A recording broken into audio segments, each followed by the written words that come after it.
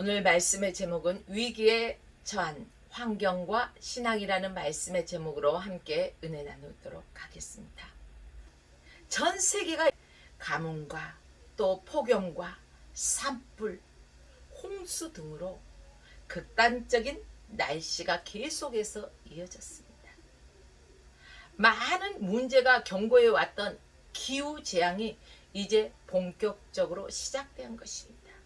자연환경의 변화 외에 또 우리 삶에 지대한 영향을 주는 것은 사회 변화입니다. 3, 4년 전에요. 한국 사회에 가장 이슈가 되었던 게 무엇입니까? 4차 산업혁명에 대한 논의. 이 논의는요, 아주 거대한 언어 모델인 인공지능 개발의 그 획기적인 기준점이 된 이후로 완전히 이제는 혁신적인 변화를 맞이하고 있는 것입니다. 이처럼 큰 충격을 주고 있는 챗 GPT의 경우 번역과 자연어 처리 분야에서 아주 놀라운 발전을 이루어내요. 그래서 대화가 가능한 거예요. 그래서 문장을 생성하기도 합니다. 시나리오를 작성하기도 하고 기사를 또한 작성하기도 하고 번역도 하고 또 다양한 컨텐츠를 창작하고 이러한 분야에 여러 가지 사용되고 금융계약서 작성, 법률 자문 뭐 이런 각종 데이터 분석 프로그램을 개발해서 이미 사람들 앞에서 이렇게 인공지능이 쓰여지고 있는 이 시대에 살아가고 있습니다.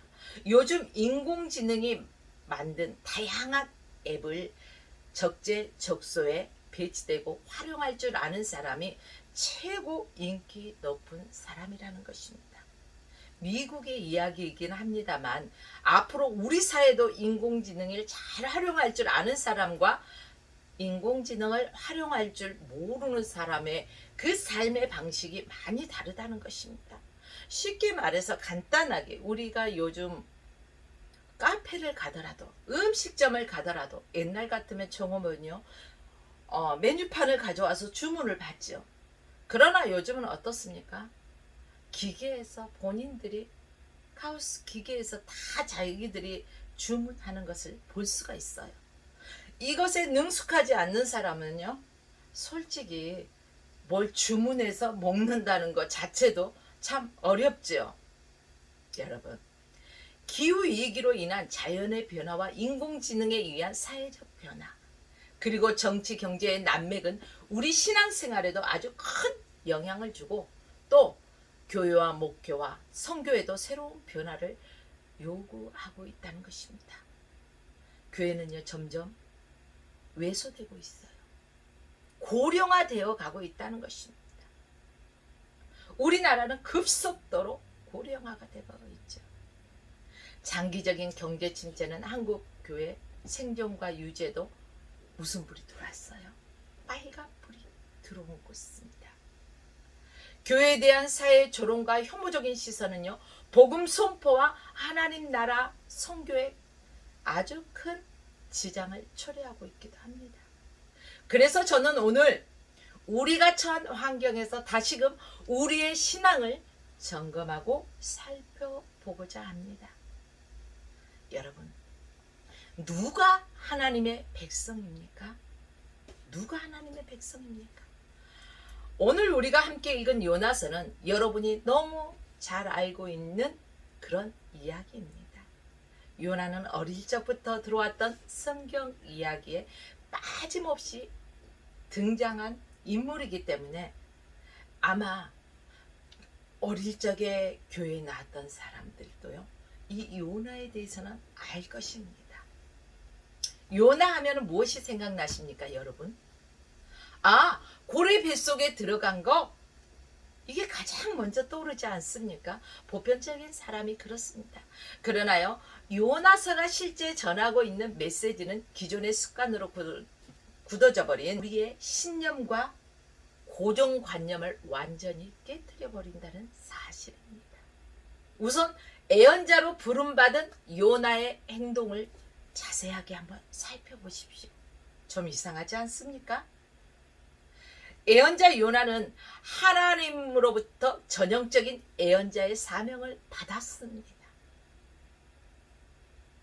여호와의 말씀이 아미떼의 아들 요나에게 임하니라. 이르시되 너는 일어나 저 큰 성읍 니느웨로 가서 그것을 쳐서 외치라. 그 악독이 내 앞에서 상달하였음이라 하시니라. 이렇게 하나님으로부터 예언자의 사명을 받고 하나님의 명령대로 순종하고 나아가야 됐던 것입니다. 큰 성 니느웨로 가서 하나님의 말씀을 선포하라. 이것이 하나님의 명령이라는 것입니다. 그러나 요나는 어떻습니까? 하나님의 낯을 피해서 배를 타고 하나님이 명령하셨던 반대 방향 다시스로 가는 배에 올라탔습니다. 이 과정에서 어떻습니까? 요나가 탄 배가 중간중 갔을 때 무엇을 만납니까? 큰 폭풍을 만났다는 거예요. 그래서 제비뽑기를 합니다. 이 원인이 어디에서 왔는지. 근데요, 누가 걸렸어요? 요나가 걸렸어요. 그런데 그 폭풍 가운데서도요, 요나는 어떻게 했습니까? 모든 배에 탄 사람은요, 우왕좌왕하면서 누구에게서 발생하여 누구 때문에 이 폭풍이 일어났는 건지 알 길이 없어서 제비뽑기하며 아주 바쁜 시간을 보낼 때 요나는 배 밑창에서 무엇을 하고 있었나요? 잠을 자고 있었어요. 여러분, 이런 요나는 여호와의 낯을 피하여서 도망가다가 폭풍을 만났는데, 그래서 요나를 바다에 던지게 되는 상황까지 오는 것입니다. 어찌 됨이냐고 선장이 묻죠. 나를 바다에 던지면 폭풍이 잔잔하게 될 거라고 요나가 말하죠. 그러나 어떻게 한 배에 탄 사람을 그 말 한마디에 폭풍 속으로, 바닷속으로 던지겠습니까? 그래서 바다에 자기네들이 가지고 있던 막 짐들을 바다에다 집어던져. 그래도 여전히 폭풍은 잠잠해질지 몰라 최후의 요나를 바다에 던지자 폭풍이 잔잔하게 됩니다. 여러분, 이런 과정 속에서 보면 이방인, 뱃사람들이 유대인인 예언자보다 더욱 하나님을 공경하고 섬긴다는 것을 생각해 보셨습니까? 그냥 요나에게만 집중되어 있었지 요나를 태운 배에 탄 이방인들에 대해서 여러분들은 생각해 보셨냐는 거죠.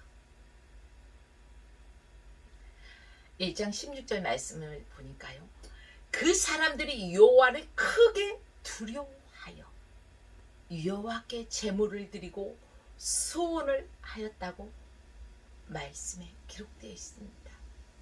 이방인인데도 불구하고 여호와를 두려워했다는 것입니다. 그래서 여호와께 제물을 드리며 소원까지 하였다는 것입니다. 그런데 하나님의 명령을 받은, 바로 예언자의 사명을 받은 요나는 하나님의 명령을 뒤로하고 하나님의 말씀하신 것을 반대로 행하기 위해서 반대 방향으로 갔다는 것이죠. 하나님의 뜻을 따라 큰 물고기, 이 큰 물고기가 요나를 확 잡아삼킵니다. 만약 상어에게 막 먹혔다면 어떻게 됐을까요? 이야기는 좀 달라지겠죠. 상어에게 먹혔다면 아그작 씹어먹었기 때문에요, 아마 뼈도 못 추렸을지 몰라요. 그러나 통으로 삼키는 큰 물고기를 하나님께서 예비하셔서 요나를 삼키게 하셨습니다. 그래서 요나가 그렇게 가기 싫어했던 니느웨 땅에 토하게 되는 것입니다. 뱉어낸 거예요. 요나는 이제 어쩔 수 없이 하나님의 명령에 선포할 수밖에 없는 상황이 된 거죠. 여러분, 우리가 하나님의 낯을 피하여 어디로 가든지 간에 하나님의 낯을 피할 수가 없다는 것입니다. 손바닥으로 어떻게 하늘을 가리겠냐는 것입니다. 우리가 그 어떤 곳을 가더라도 하나님께서 함께 하시고 하나님께서 바라보신다는 사실을 기억하십시오. 요나처럼 불순종하여서 이런 어려움을 겪지 마시고 하나님의 말씀에 순종하여서 순탄한 길을 걸어가시는 여러분들의 삶이 되시기를 바랍니다. 이 니느웨 땅에 뱉어진 요나 어떻습니까? 요나는요, 아주 성경의 역사상에서 가장 짧은 설교를 한 사람이 누구예요? 바로 오늘 본문의 주인공 요나라는 것입니다. 그리고 가장 짧은 선포의 메시지를 선포하죠. 니느웨 길을 사흘길이나 되는 큰 성읍이었지만요, 요나는 하나님께서 그들을 구원하시는 것을 원했어요? 원하지 않았어요? 달갑게 생각하지 않았어요. 요나는 하룻길을, 그 큰 성읍을 하룻길을 다니면서요, 단 한 번 외쳤어요. 40일을 지나면 니느웨가 무너진다. 이게 아주 요나가 가장 짧은 설교요, 가장 짧은 선포를 한 메시지라는 거예요. 하나님의 메시지. 그 짧은 핵심 속에서도 하나님의 말씀이 임하여지면 하나님의 역사가 이루어진다는 것입니다. 놀랍지 않습니까? 사흘길이나 되는 큰 성읍인데 단 하루만 다니면서 40일만 지나면 니느웨가 무너진다. 아주 크게 대단하게 외치지도 않았을 거예요. 왜요? 본인이 즐겨하지 않았기 때문에. 그런데 이 한마디 선포에 아주 놀라운 일들이 벌어졌다는 사실입니다. 성경은 뭐라고 말하고 있습니까? 니느웨 백성들이 하나님의 말씀을 믿고 금식을 선포했다는 것입니다.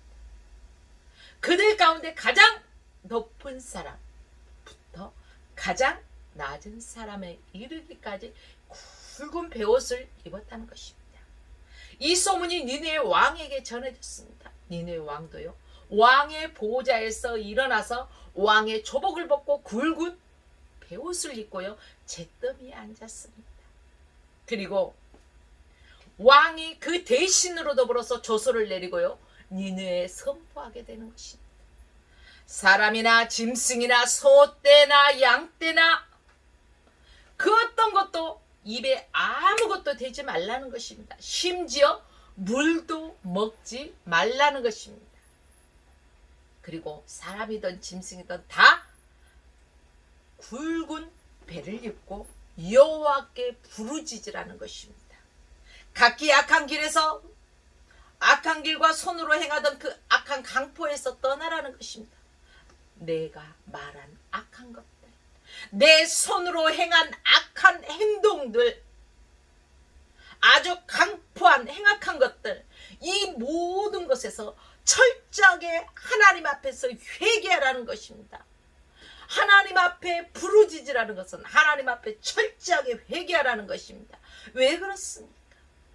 우리가 철저하게 이 베옷을 동여 입고 하나님 앞에 온 마음과 뜻과 정성을 다해서 회개할 때 혹시 하나님께서 하나님의 뜻을 돌이켜서 우리를 멸하지 않으실 줄 누가 알리?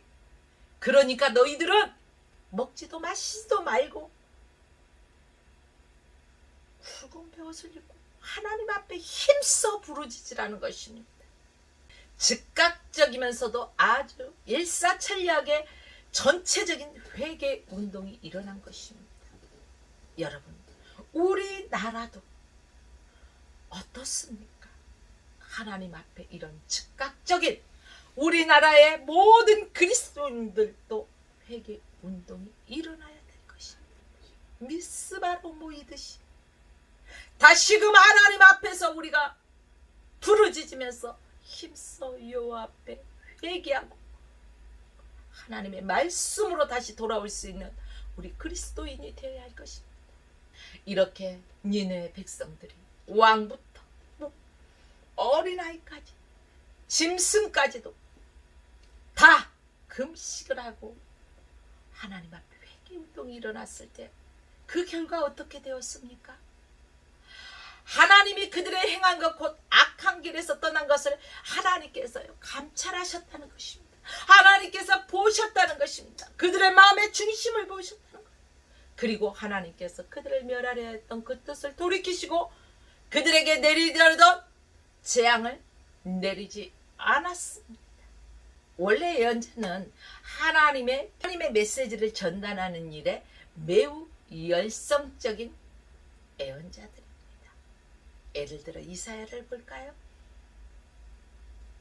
누구를 보내면 좋을까? 이러한 하나님의 음성을 들은 이사야 뭐라고 말합니까? 제가 여기 있습니다.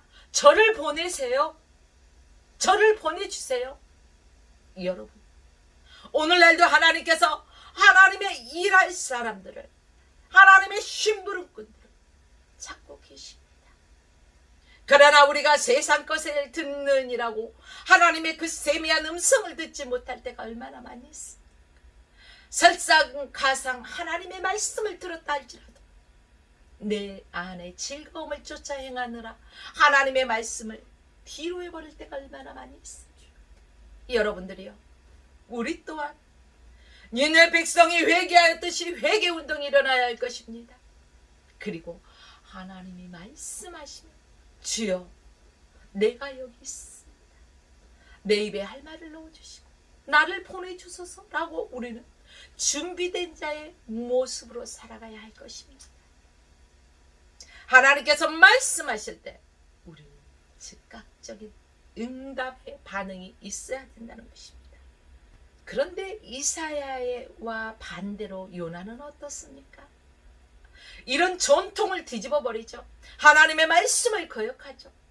선포하라는 말씀도 전하지 않고 다시스로 도망가다가 물고기 뱃속에 들어가서 아주 죽을 수밖에 없는 그러한 경험, 이러한 경험까지 하고 나서야 마지못해서 하나님의 말씀을 선포하는 것입니다. 하나님은요, 우리를 기다려 주십니다. 어느 때까지 기다릴까요? 하나님이 매를 들기 전에, 하나님이 채찍을 들기 전에 여러분 회개해야 하고 하나님의 말씀대로 순종한 저와 여러분의 삶이 되어지기를 부탁드립니다. 그런데 여러분, 왜 요나는 하나님의 말씀을 그렇게 거역하고 다시스로 도망갔을까요? 그 말씀의 배경을 살펴보니까요, 니느웨는 티그리스강 동쪽, 오늘날 이라크 모술 근처에 있는 건데 기원전 705년부터요 681년까지 아시리아 제국이 통치했던 세나게립 왕의 멋진 수도가 바로 니느웨였습니다. 그 아버지 사르곤 2세는요 722년부터 705년까지 통치하면서 721년에 북이스라엘을 약탈하여서 완전히 황폐하게 만든 장본이었던 것이. 그래서 세나게립 또한 701년에 이스라엘의 남쪽 절반인 유다도 침공했던 왕이었어요. 아시리아 제국에 의해서 북이스라엘 수도 사마리아는 어떻게 되었습니까? 파괴되었습니다. 그 주민들은요 유배되었습니다. 그렇기 때문에 아시리아는 요나가 볼 때 어떤 나라예요? 원수의 나라예요. 성서에서는 아시리아를 가장 악한 곳으로 묘사하고 있습니다. 그래서 요나는 아시리아인 그 수도인 니느웨에 가기를 거절했어요.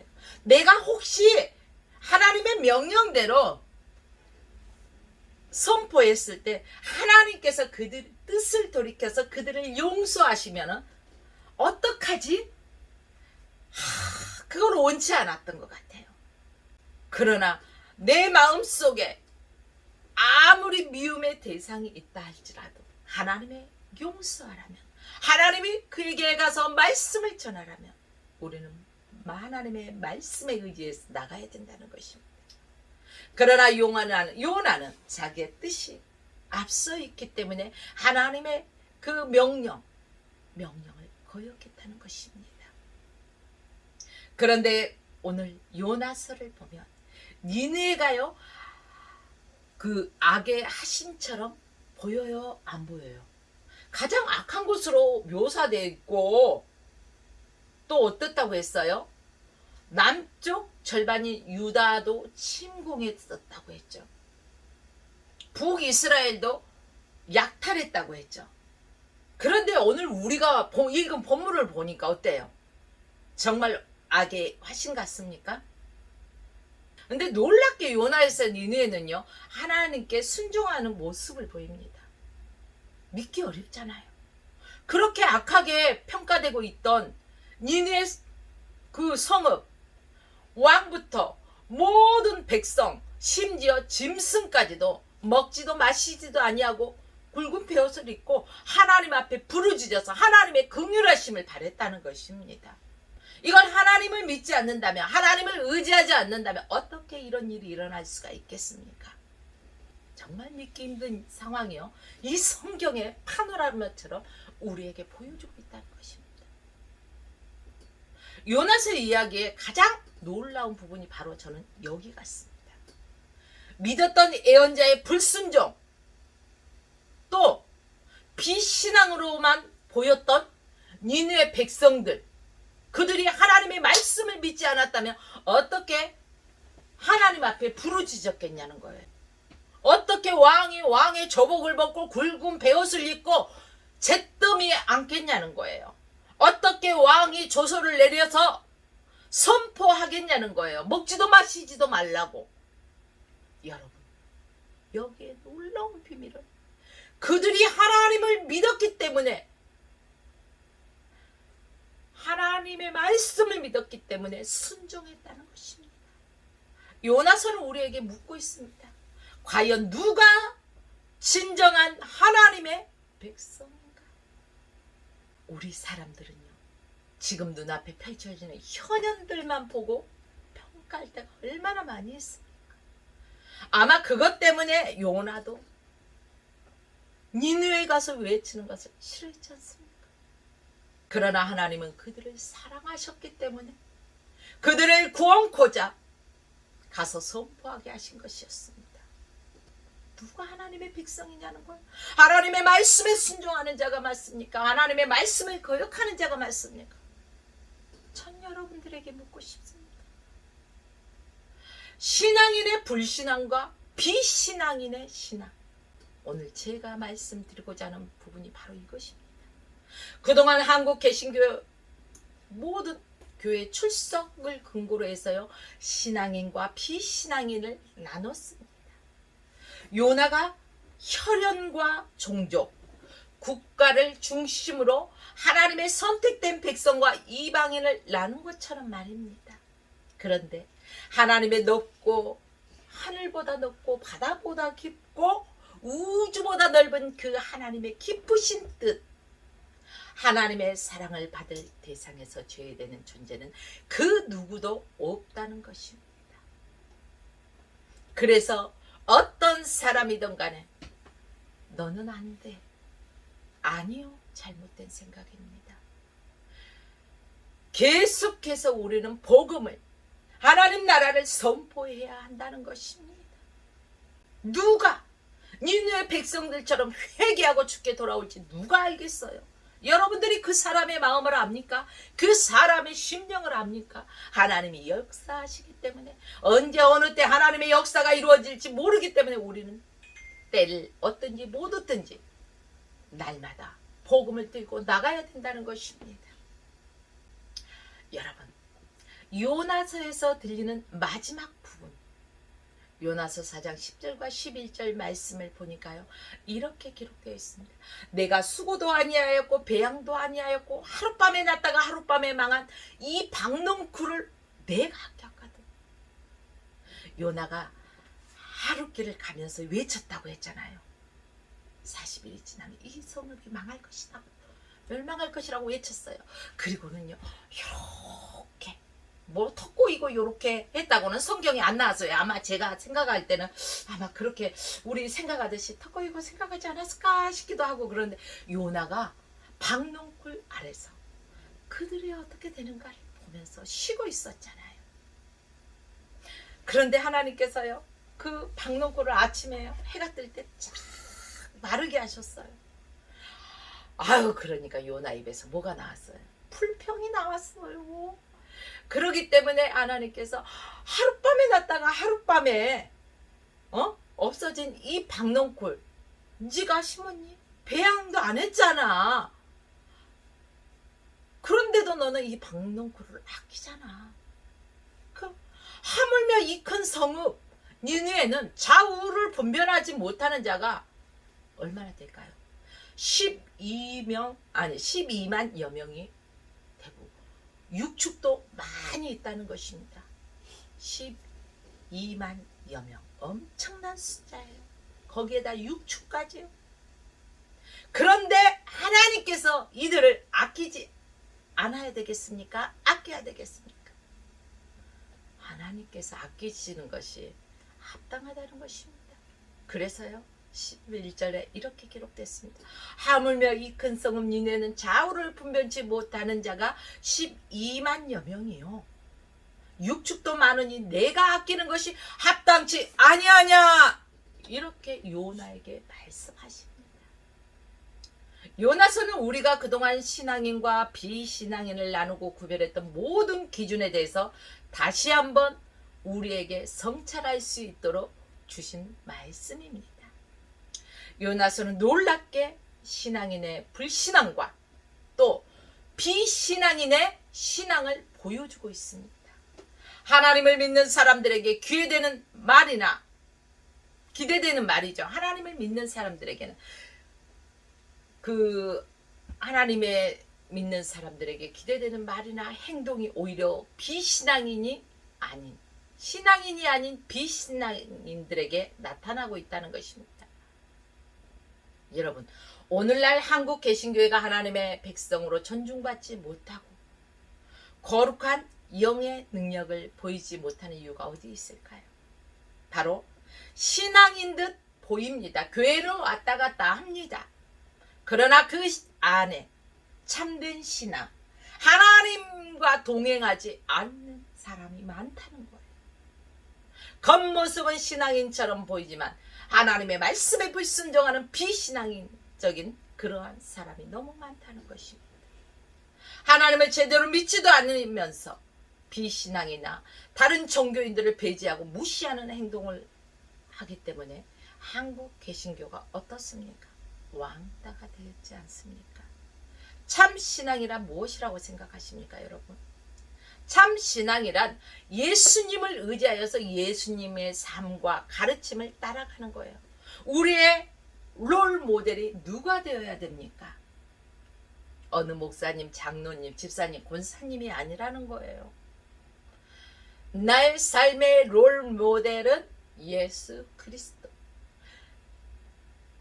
하나님의 아들이신 신성을 지녔으면서도 우리와 똑같은 인성을 지니신 예수 그리스도를 우리는 본받고 나가야 된다는 것입니다. 주님 말씀하시면 내가 나가리다. 주님 말씀하시면 내가 멈춰서리라. 찬양할 때만 입술로만 고백하지 마십시오. 우리의 삶에서 보여달라는 것입니다. 여러분, 그동안 한국 교인들 교회 활동에 충성하면서 예수님을 따라 일상을 살아가야 하는 것에 대한 미숙했던 삶들이 보여지고 있습니다. 11조를 드리고 또 교회에 충성하고 봉사하고 열심히 있는 그 믿음으로 존경은 받지만 회칠한 뭐 같아요? 무덤처럼 세상에서는 전혀 다른 모습으로 살아가고 돌변하는 그런 그리스도인들이 너무 많기 때문에 영적인 권위를 실추해버렸다는 것입니다. 우리의 삶과 우리의 안에 있는 믿음의 본대신 예수 그리스도를 바라보고 그대로 우리가 따라가며 순종하는 모습을 보일 때 우리는 다시금 영적인 권위를 회복할 수 있습니다. 우리가 영적인 권위를 회복했을 때는 하나님의 말씀에 불순종하는 것이 아니라 하나님의 말씀하시면 순종하는 것입니다. 하나님이 외쳐라 하면은 나는 싫어도 외치는 것입니다. 여러분들이요, 이제는 우리가 바리새인적인 모습을 버리십시다. 예수님을 강하게 비판했던 그 바리새인들의 위선적인 모습이 우리 안에 얼마나 많이 있습니까? 세상과 소통하지 못하는 교인들의 삶에서도 드러납니다. 앞으로 한국교회 부활은 성숙한 교인들, 성숙한 성도들의 일상의 삶에서 드러나는 선한 행위, 그의 인격에서 풍기는 품위와 또 고결함과 고난과 고통, 억울함을 묵묵히 견뎌내며 인내하는 모습 속에서만 가능하다는 것입니다. 사랑하는 성도 여러분, 하나님은 교회보다 크신 하나님이십니다. 하나님은 우주를 지으신 분이시기 때문에 그렇습니다. 하나님은 우리 눈에 비신앙으로 보이는 사람들을 통해서도 하나님의 뜻을 펼쳐나가신다는 것입니다. 오늘 내가 하나님의 말씀에 순종하지 않고 거역한다면 하나님은 다른 사람을 통해서라도 그 일을 반드시 이루시는 분이 바로 하나님이십니다. 하나님께서 촛대를 옮기기 전에 우리는 하나님께서 기회를 주셨을 때 그 기회를 붙잡아야 되는 것입니다. 여러분들은요, 세상의 기회를 잡기 위해서 얼마나 혈안되어 있습니까? 그러나 하나님이 주신 기회에 대해서는 망각하고 있지 않습니까? 저는 여러분들에게 묻고 싶습니다. 오늘 말씀을 통해서 나의 결단이 새로워지기 원하십니까? 다시금 하나님의 말씀 앞에서 순종하는 저의 모습으로 살아가기 원하십니까? 여러분, 그 하나님을 믿으십시오. 우주보다 크신 하나님을 믿으십시오. 그 하나님을 신뢰하십시오. 하나님께서 포기하지 않는 인생들을 여러분들이 왜 포기하십니까? 포기하지 마세요. 그 사람들이 언제 돌이키고 회개하고 죽게 돌아올지 아무도 모릅니다. 지금 현재의 모습만 바라보고 아우 저 사람은 안 돼. 저 하는 꼬락서니를 봐. 이럴 때 얼마나 많습니까? 그러나 그가 언제 어느 때 어느 시에 주님을 인격적으로 만날지 누가 합니까? 주님을 인격적으로 만나는 그 시간에 그 사람의 삶은 변한다는 것입니다. 그 사람의 대혁명이, 영적인 대혁명이 일어난다는 것이죠. 그래서 하나님을 위해서라면, 하나님의 영광을 위해서라면 목숨도 아까워지 않는 그러한 순교의 각오까지 하게 된다는 거예요. 여러분, 오늘 저와 여러분이 이런 순교자의 사명을 가지고 죽으면 죽으리라는 이러한 결단을 가지고 하나님의 말씀하시면 순종해 나가기 원합니다. 사랑하는 성도 여러분, 지금 현재 아직 교회를 다니지 않고 있는 우리 주변 사람들, 예수가 보여주셨던 그 삶의 태도, 하나님에 대한 신뢰, 소외된 이웃에 대한 적극적인 사랑의 행위를 그들에게 보이십시오. 그들이 언제 하나님의 사람으로 돌아올지 누가 알겠습니까? 그 니느웨 백성들의 회개하고 죽게 돌아왔을 때 지금은 세상과 버타고 짝하는 이들이라 할지라도 언제 어느 때 죽게 붙들려 올지 아무도 알지 못하기 때문에 그들을 정죄하지 마십시오. 그리고 끊임없이 그리스도의 사랑으로 복음을 전하십시오. 이중적인 모습이 아니라 진실한 모습으로 그들에게 다가서십시오. 우리는 교회 밖에서도 활동하시는 하나님을 보여줄 줄 알아야 된다는 거예요. 예배당 안에서는 거룩하게 예배를 드리면서 예배당 밖에만 나가면은 언제 그 거룩한 모습으로 예배드린 그 모습을 찾아볼 수가 없이 입에 각종 세상적인 언어와 삿대질고 분과 혈기가 나올 때가 얼마나 많이 있습니까? 사랑하는 여러분들이요, 사회와 소통하지 못하고 배타적이었던 모든 교만한 마음을 이제는 버립시다. 그리고 오직 구원의 주제는 누구십니까? 주체는 누구십니까? 하나님 한 분이시라는 것을 저와 여러분들은 다시 한번 각인해야 된다는 것입니다. 사랑하는 하평교회 성도 여러분, 화평방송 애청자 성도 여러분, 저는 여러분들이 주님을 만날 때 착하고 충성된 종이다. 내가 작은 일에 충성하였음에 큰 것을 맡기리니 잘하였도다. 착하고 충성된 종, 이러한 칭찬받는 우리 화평교회 성도 되시기 바랍니다. 화평방송 시청자 애청자 여러분 되시기를 바랍니다. 여러분 모두가 신앙생활을 잘 하셔서 무엇보다도 하나님 앞에 칭찬받을 만한 그러한 삶을 영위해 나가십시오. 여러분의 선한 행위로 하나님께 칭찬받으십시오. 그리고 영광을 받으시는, 하나님께서 영광을 받으시는 일들이 날마다 생겨날 수 있도록 늘 그 하나님을 찬양하면서 하나님이 기뻐하시는 일들을 행해 나가는, 순종하는 저와 여러분들의 삶이 되어지길 주의 이름으로 축원하며 말씀을 마칩니다.